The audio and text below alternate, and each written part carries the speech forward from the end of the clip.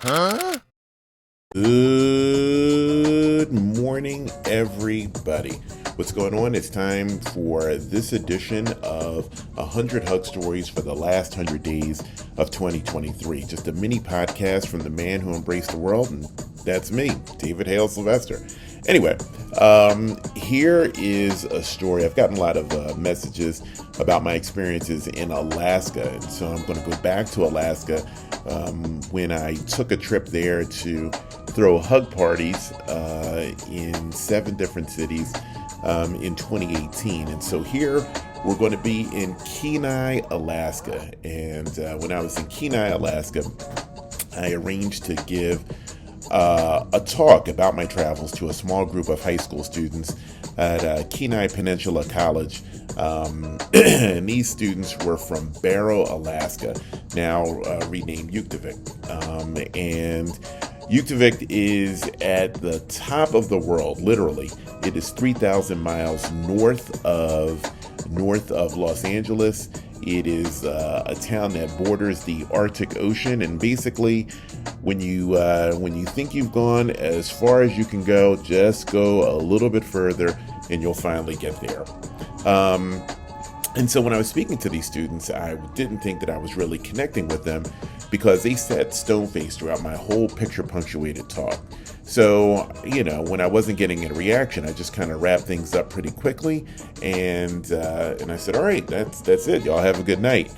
But later that evening, I happened to meet up with one of the group's chaperones who said that the kids were riveted by my talk and couldn't stop talking about it.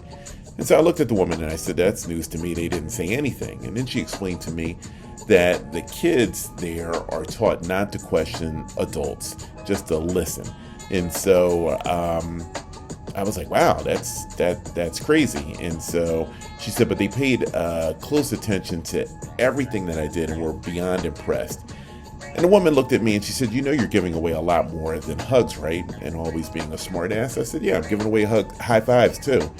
And she looked at me with this admonishing tone and she said, look, you don't get it, do you? And the way she said, you don't get it, do you? It made me kind of, check myself. And I sat down and I listened to her, and she's looking down at me and she said, you don't get it, do you? You're giving people hope. You are a man of color who is happy and is so happy that you're just giving that happiness away. She said, I've never seen anything like it. And I know for a fact these kids haven't seen it either. And, I just sat there and I just listened to her. And, as she was talking to me about the importance of not just happiness, but hope, especially in a community like Barrow, Alaska, where it is, they'll have 60 something days where the sun doesn't shine. She's like, people need hope more than anything. And so she's talking to me about the importance of hope, the importance of happiness, the importance of meeting somebody that embodies both of those things. She just, she said, listen, don't stop what you're doing. Not for a moment. Don't stop. And by all means, stay happy because the world needs you. And so that really is one of my favorite stories, not just in Alaska, but in general, because it just sums up who I am, and it sums up why I think what I'm doing is important, because people need a sense of hope. People need to see some happiness. People need to see and hear and feel some good news, and that is what happens over the course of a hug.